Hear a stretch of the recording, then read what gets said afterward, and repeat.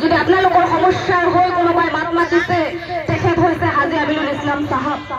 বিগত সময়ছোৱাত আপোনালোকে দেখিছে যে মুছলমানৰ হৈ মুছলমানৰ যিসমূহ সমস্যা, মুছলমানৰ যিসমূহ আমি যি নিষ্পেষিত নিৰ্যাতিত জাতি আৰু তাৰ হৈ বলিষ্ঠ কণ্ঠেৰে অসমৰ বিধানসভাত হাজী আমিনুল ইছলাম চাহাবে এটা বিষয় লৈ তেখেতে মাত মাতি আহিছে।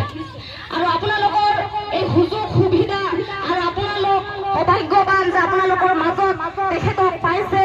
তেখেতক 3বাৰকৈ বিধায়ক হিচাপে আপোনালোকে নিৰ্বাচন কৰিছিলে আৰু এইবাৰ যিহেতু তেখেতক এটা সুযোগ দিয়াৰ সময় আহি পৰিছে যে আপোনালোকৰ সন্তান, আপোনালোকৰ মাজত আপোনালোকৰ নেতা, আপোনালোকৰ বলিষ্ঠ কণ্ঠ যিয়ে আপোনালোকৰ কাৰণে দিল্লীৰ পাৰ্লিয়ামেণ্টত বলিষ্ঠভাৱে আপোনালোকৰ সমস্যা লৈ পেলাই মাত মাতিব পাৰিব। আপোনালোকৰ যিসমূহ প্ৰয়োজনীয় সেইবোৰ তেখেতে বলিষ্ঠ কণ্ঠৰে তাত মাত মাতি আপোনালোকক আনি দিব পাৰিব।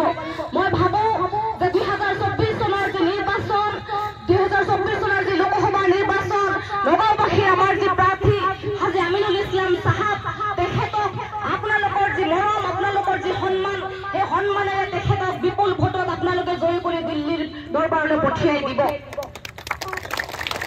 কাৰণ আমাৰ নেতা হজৰত মৌলানা বদৰুদ্দিন আজমল আল কাছিমি চাহাবৰ যি কৰ্মৰাজি, তেখেতৰ যি কৰ্মৰাজি আজি শিক্ষাৰ পৰা আৰম্ভ কৰি স্বাস্থ্যৰ ক্ষেত্ৰখনলৈকে আমি দেখিছোঁ তেখেতে বিগত সময়ছোৱাত কেনেকুৱা ধৰণৰ তেখেতে এক আলোড়নৰ সৃষ্টি কৰিছে। আমি দেখিছোঁ যে ধুবুৰীৰ পৰা আৰম্ভ কৰি শদিয়ালৈকে শিক্ষাৰ ক্ষেত্ৰত এক আলোড়নৰ সৃষ্টি কৰা একমাত্ৰ অসমৰ ৰাজনৈতিক নেতা যিগৰাকী ব্যক্তিয়ে শিক্ষাৰ এক আলোড়নৰ সৃষ্টি কৰিছে অসমত, তেখেত হ'ল আমাৰ নেতা হজৰত মৌলানা বদৰুদ্দিন আজমল আল কাছিমি চাহাব।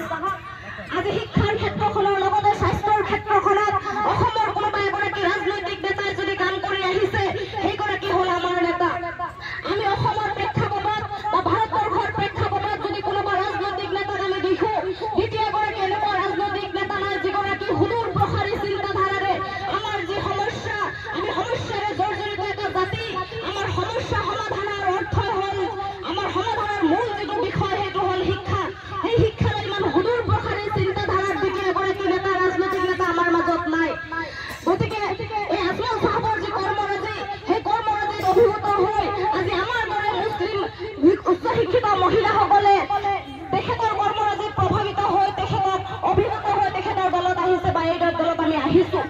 আমি আশাবাদী যে যুৱ প্ৰজন্মই হওক, মহিলাই হওক বা বৃদ্ধ লোকেই হওক, আজি সকলোৱে তেখেতৰ কৰ্মৰাজিক আৰু এই দেৱৰ দলৰ যি উদ্দেশ্য 2005 চনত জন্ম লাভ কৰিছিলে, সেই উদ্দেশ্যৰ যি কৰ্মৰাজি তেখেতৰ, সেই কৰ্মৰাজি চাই আমি অভিভূত হৈ আজি এই দেৱ দলত আহিছোঁ। আৰু আমি আশাবাদী যে আপোনালোকেও আপোনালোকৰ সন্তান, আপোনালোকৰ নেতা, আপোনালোকৰ বলিষ্ঠ কণ্ঠ হাজী আমিনুল ইছলাম চাহাবক আপোনালোকে দিল্লীৰ দৰবাৰলৈ পঠিয়াই দিব।